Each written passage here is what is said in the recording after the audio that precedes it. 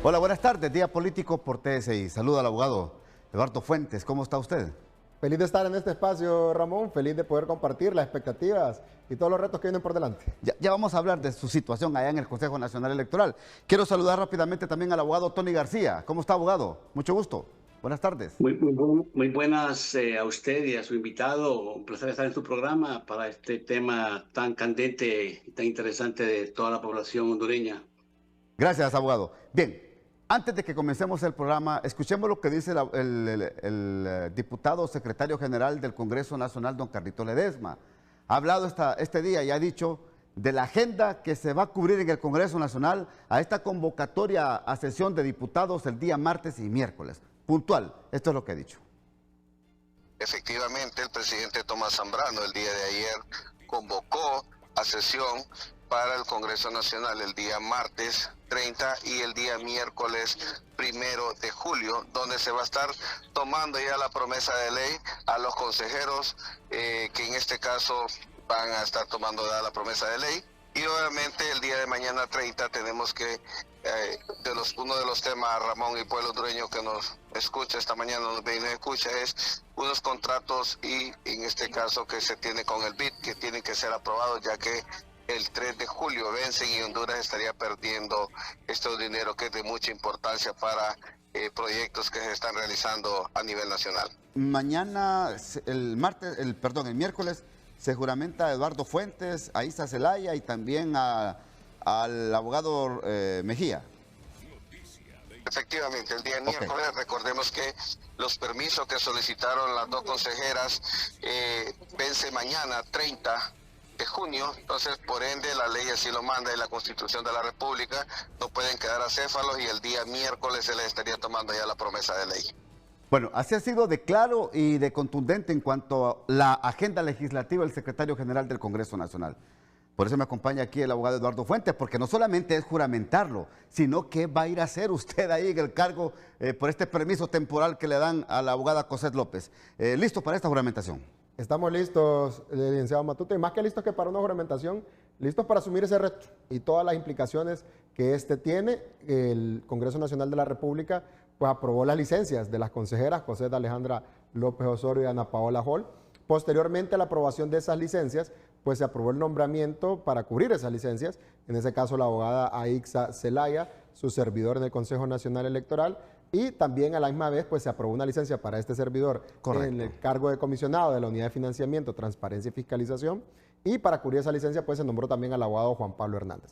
Todo eso se perfeccionará esta semana con estas juramentaciones, a partir de las cuales pues estos ciudadanos electos comenzaremos las funciones para las cuales fuimos pues elegidos por el soberano Congreso Nacional. Vea usted, amigo y amiga televidente, solamente es para sustituir a la abogada que falleció, la abogada Miriam Barahona. En ese caso fue por el... que fue juramentado ya el abogado Aristide Mejía, sí. Los permisos que han solicitado las consejeras Ana Paola Hall y también José López. Pero mire, falta que elija el Congreso Nacional y se pongan de acuerdo para suplir las vacantes que por juicio político quedaron sin sus puestos Marlon Ochoa, Mario Morazán, Karen Martínez. Karen Martínez del CNE y los dos magistrados suplentes del TJE. Falta eso. Sí. Abogado Tony, su reacción. Sí, gracias. Bueno, en primer lugar, con el respeto que me merece el abogado Eduardo Fuentes, no lo puedo felicitar porque lamentablemente no se le colocó a él, no por lo que sabe, porque estoy seguro que sabe mucho, porque ha estado trabajando en el CNE por muchos años y es un abogado brillante, por lo que me han dicho, pero no fue por eso que lo nombraron. Lo nombraron porque era el brazo derecho de la comisionada Cosette López. Y aparte de eso, es un militante fiel al Partido Nacional. Entonces estamos volviendo a lo de siempre, a poner a personas con la etiqueta clara en la frente de militancia de un partido. Lo mismo pasó con los otros dos puestos que se nombraron interinamente. Entonces no hemos aprendido la lección de las elecciones pasadas ni de las últimas elecciones que hemos tenido, que han dejado siempre un mal sabor a boca y mucha decepción y desconfianza en el pueblo hondureño. Y este era el momento donde se clamaba, pongamos a personas que sean lo más independientes posible, lo más independiente, a lo menos ha llegado a un partido político. Y no se hizo eso. Así que no lo puedo felicitar, solo esperar, ¿verdad?, que las cosas se hagan conforme a ley, pero ya tendrán que trabajar mucho para recuperar la credibilidad. Abogado. Don Ramón, yo agradezco los buenos comentarios que hace el abogado García sobre mí. Particularmente le puedo decir de que pues trabajé más de 5 años en el Consejo Nacional Electoral, fui director de organizaciones políticas, fui director electoral, recientemente asumí como comisionado de la Unidad de Política Limpia, el más joven en la historia, el más joven también titular del organismo electoral. Me autopostulé a un proceso donde más de 100 ciudadanos pusimos nuestra hoja de vida, pasé una evaluación curricular, me presenté a una audiencia pública que está en vivo y la pueden ver, fue de las mejores evaluadas y fueron donde más se notó conocimiento técnico electoral. Soy abogado de profesión, tengo una maestría en Gobierno de Administración Pública, tengo un doctorado en Gestión Pública, ambos con tesis defendidas en materia electoral y financiamiento político electoral en universidades del extranjero del país. Mi hoja de vida habla por sí misma. Yo no fui electo por ser mano derecha de nadie. Yo entré al organismo electoral muchos años antes que la consejera López Osorio ingresara al mismo. Y pues bueno, esa es la hoja de vida y tengo militancia política. A diferencia de la abogada García, a mí no me van a conocer porque ando en un partido, ando en otro, ando en aquel. Yo soy de una sola pieza, nunca lo he negado y nunca lo voy a negar.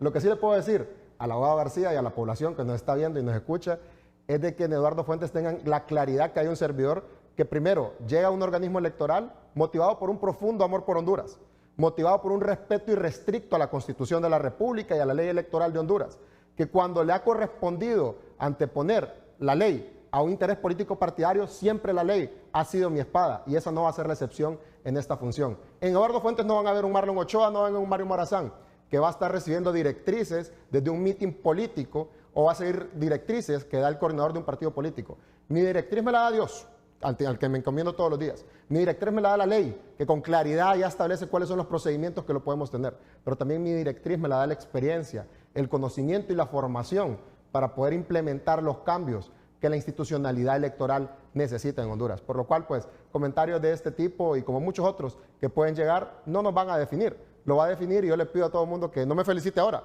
Felicítenme al terminar esta gestión, donde habrán seguro elementos que rescatar y que vamos a demostrar que una nueva forma de administrar procesos electorales en Honduras sí existe. Abogado. Y todos sabemos que los representantes militantes de los partidos políticos, el discurso público es ese: haré todo conforme a la ley. Eso es lo que dice, lo que dijo Marlon también, y lo dicen todos.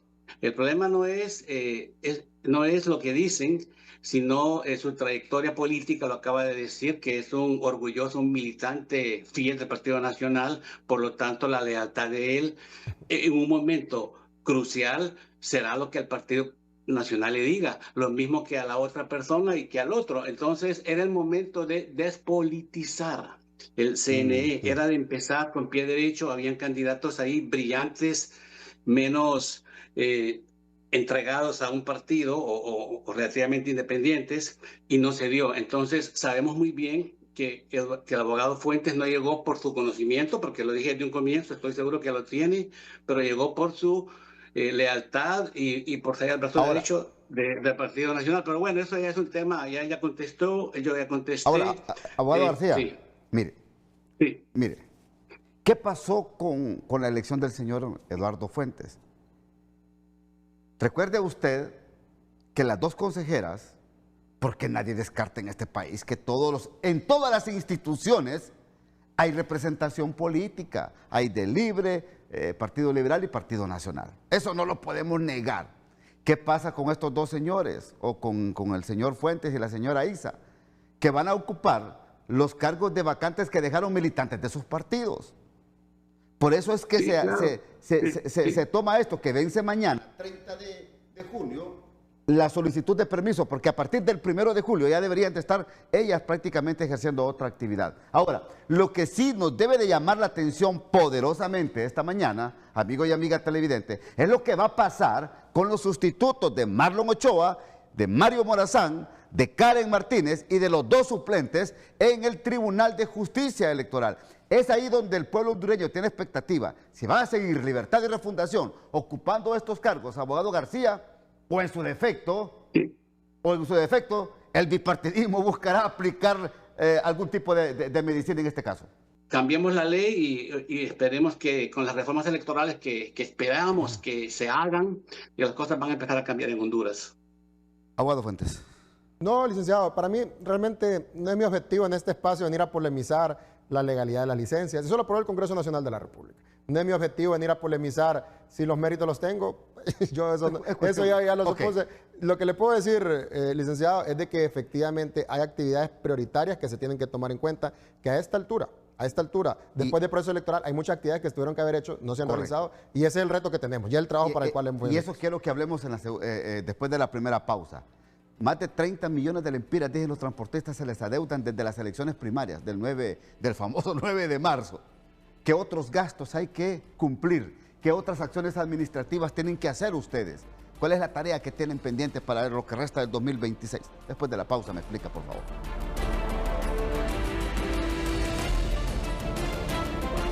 ¿Cuáles son las tareas puntuales que tendrá que asumir estos dos nuevos representantes del Consejo Nacional Electoral junto al señor Cardona, que ya está ahí, porque hay un decreto transitorio que se aprobó para que él asuma también esa responsabilidad de estar en el Pleno?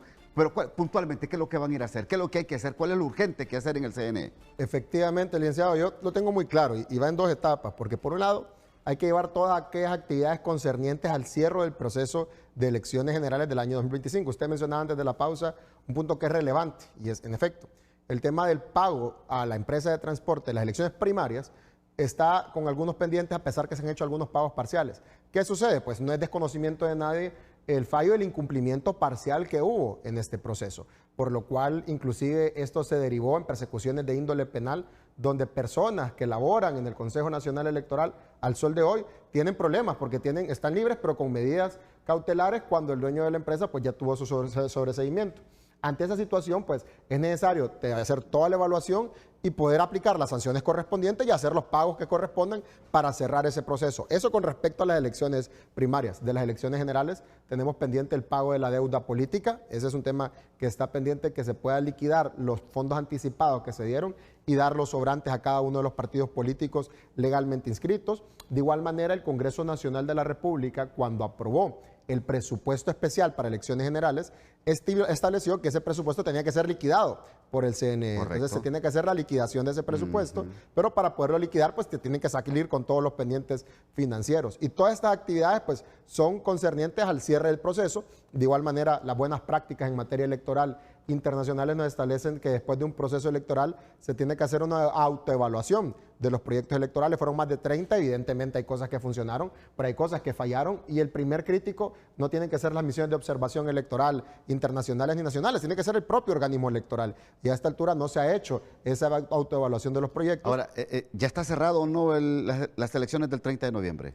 Se cerraron con la declaratoria de manera oficial en el sentido de que culminó el proceso electoral, pero hay actividades que tienen que darse para que se dé el cierre administrativo del mismo. Perfecto. Entonces, producto de esa autoevaluación, pues se viene todo el tema de planificación, no con miras al proceso de elecciones de 2029, sino con miras a la actividad permanente del CNE. Le pongo un ejemplo sencillito, licenciado. El Censo Nacional Electoral se cerró en el mes de agosto con el cierre definitivo, cuando ya está definido que Ramón Matute estaba habilitado para votar y que está habilitado en este centro de votación. Vea usted, abogado Tony García, tiene mucha actividad el Consejo Nacional Electoral. Así es, el CNE es una institución técnica y ahorita el abogado Fuentes acaba de mencionar el listado de cosas que hay que hacer y las pendientes. Eso claramente da a conocer que se trata de un ente técnico. Y a mí me gustaría que fuera técnico a político, ahora es técnico político, ¿verdad? Pero bueno, ese es otro tema y hay que darle todo el apoyo al CNE para cumplir sus tareas, sus obligaciones pendientes, el pago de los proveedores, a pesar que muchos transportistas en el mes de marzo del año pasado prestaron sus vehículos, sus camiones y no les han pagado. Entonces hay mucho por hacer, tienen mucho trabajo. Habrá que ver qué nuevos partidos van a venir y quieren entrar al ruedo político y sí, no cabe duda que habrá mucho trabajo y que hay que apoyar al CNE en la formación actual que tenga, porque es una cuestión de país. Abogado Fuentes, ¿hay solicitudes de inscripción de nuevos partidos políticos? Hay ciudadanos que han pues, presentado su intención de inscribir nuevos partidos políticos. Recordemos que pues, el proceso tiene varios pasos. En primera instancia tiene que presentarse la solicitud. Ya luego, pues una vez que la solicitud se formaliza, que al menos 30 ciudadanos hacen su manifestación de querer inscribir un partido político, el CNE facilita los formatos de recolección de firmas del respaldo, que tienen que tener al menos el 2% de lo que tuvo el candidato ganador en el último proceso electoral, y posteriormente pues harán las resoluciones. Recordemos que en el proceso anterior, estoy hablando el periodo entre 2022 y 2024, durante el ínterin entre las elecciones de 2021 y 2025, pues se presentaron 4 solicitudes. De esas 4 solicitudes, 2 no superaron las pruebas, 2 sí lo hicieron, fueron inscritos, pero a pesar de haber sido inscritos, después cuando quisieron inscribir sus planillas para elecciones generales no reunieron el número mínimo de nóminas y no participaron en las elecciones. Sí. Y ese es otro proceso que está pendiente, porque la ley manda de que aquellos partidos políticos que no logran inscribirse se debe cancelar su personería jurídica. ¿Cuáles son estos 2 partidos? En el caso de los partidos que fueron recientemente inscritos y que no participaron fue el Partido Naranja y el Partido Orden, ¿no? Sí, Naranja y Orden. Pero recordemos que fueron muchos más partidos que no lograron inscribirse. Sí, pero estos 2 partidos nuevos y otros que no lograron o que fueron habilitados, que no participaron en elecciones generales del 30 de noviembre del año pasado, se les va a quitar la personería jurídica. Eso es lo que manda la ley, pero son expedientes y casos individualizados que también deben de ser atendidos, ¿no? Porque el hecho es que no lograron el número mínimo. Pero la ley ya manda que... Es claro, de que si un partido político... Que tiene que quitarle la personería jurídica. Exactamente. Así como se las quitaron a los otros partidos. Así como hace 4 años, que muy bien lo recuerda usted, la UD, correcto, entre otros partidos, pues perdieron su personería jurídica porque en 2021 no lograron alcanzar un resultado electoral. En estos momentos en el escritorio, ¿cuántas solicitudes hay? Hay más de 10 intenciones, es decir, como que nosotros 2 vamos al CNE y queremos. Deben información. Pero no hemos formalizado, ¿no? Bueno, pero 10. Hay que atenderlo, claro, sí. Hay al menos 10 solicitudes de boca. ¿Y las demandas que existen? Las demandas de otros partidos políticos que demandaron al CNE por resoluciones que dicen ellos fue contraria a la ley. Y eso es bien importante y buena pregunta. Recordemos que en el ecosistema electoral en el cual nos encontramos, que es relativamente nuevo con las reformas constitucionales del año 2019, las resoluciones del CNE son sujetos a recursos ante el Tribunal de Justicia Electoral. En ese sentido, pues, habrá que ver si recurrieron esas resoluciones que emitió en aquel momento el CNE ante el Tribunal de Justicia Electoral, que podría llegar a revocarlo si considera que es contrario a derecho. Abogado Tony García, bueno, esto es... la ley electoral así es, le permite a los que quieran formar un partido político, si cumplen con la ley. Es que, mire, ese es el gran problema que tenemos en Honduras. Se habilita un partido político, pero a la hora de conformar planillas no tienen gente, no hayan dónde agarrar. Y por eso se dan con esta gran dificultad, abogado Tony García. Así es, cuando los partidos no tienen una estructura fuerte o son de maletín o los financian para que vayan allá a hacer bulto, a apoyar cierto partido u otro partido, pasan estas cosas que no tienen a la hora de la hora militancia ni personas que voten por ellos. Hemos visto partidos políticos que ni en la misma mesa donde estaban ellos votaron por ese partido. Entonces, eso también es parte de la reforma electoral que se necesita. No ser no hacer el sistema de admisión de nuevos partidos ni demasiado fácil, ni tampoco imposible. Hay que buscar un balance donde se protejan los derechos políticos del ciudadano, pero que a la vez no se preste a abusos, ¿verdad? Que ha sido parte del problema. También está pendiente si la última instancia será el Tribunal de Justicia Electoral, porque actualmente si le dicen que no ahí, usted puede ir a la Corte en amparo, al Tribunal Constitucional. Entonces hay una reforma que posiblemente si pasa va a decir que la palabra final la tiene el Tribunal de Justicia Electoral y ahí muere todo, que sería para mí un avance, porque también allá están politizados y para qué prolongar la agonía y las cosas si al final todo se hace conforme al pero ¿sabía político? ¿Sabían ustedes que en las propuestas que hacen ex consejeros y expresidentes de estos organismos electorales están planteando que se elimine el Tribunal de Justicia Electoral y que se habilite en la Corte Suprema de Justicia una sala especial de materia electoral? Vea usted, no sé si será bueno esto, no sé si será lo justo. Habrá que interpretar y analizar todas estas reformas. Me tengo que ir a la pausa porque le consulto desde ya. ¿Hay ya entre ustedes algún borrador? ¿Están haciendo algún estudio para reformas electorales en Honduras? Después me contesta. Pausa. Le consulto, abogado Fuentes, ¿usted está de acuerdo que se elimine el Tribunal de Justicia Electoral y que se conforme una sala de materia electoral en la Corte Suprema de Justicia? Como hablábamos antes de la pausa, licenciado, justamente una de las tareas principales que tendremos al mando del Consejo Nacional Electoral es poner sobre la mesa de la Comisión de Asuntos Electorales del Congreso Nacional de la República, pues todos los temas que de la operatividad tienen que obedecer a reformas. Y tenemos muchas ideas. Respondiendo concretamente, pues justamente cuando se dio el tema del Tribunal de Justicia Electoral, hay que recordar el origen. Después de lo que pasó en las elecciones del año 2017, las principales misiones de observación coincidieron que en Honduras no podía haber juez y parte. ¿Por qué juez y parte? Porque el otrora Tribunal Supremo Electoral se encargaba de organizar y dirigir las elecciones, pero a la vez de conocer los reclamos producto de estas elecciones. Sí. Entonces de ahí viene la reforma constitucional que se dio en enero del año 2019, donde se separa y se crea el Consejo Nacional Electoral encargado de organizar y dirigir las elecciones y se crea el Tribunal de Justicia Electoral encargado de resolver esos conflictos. Pero el Tribunal de Justicia Electoral se crea con rango constitucional, pero como una instancia administrativa. Y precisamente por eso sucede lo que apuntaba el abogado García, que toda resolución del TJE siempre será recurrible a la Corte Suprema de Justicia. Entonces, queda en el ambiente, pues bueno, no son la última instancia en materia electoral, porque independientemente de la resolución, siempre va a haber una más.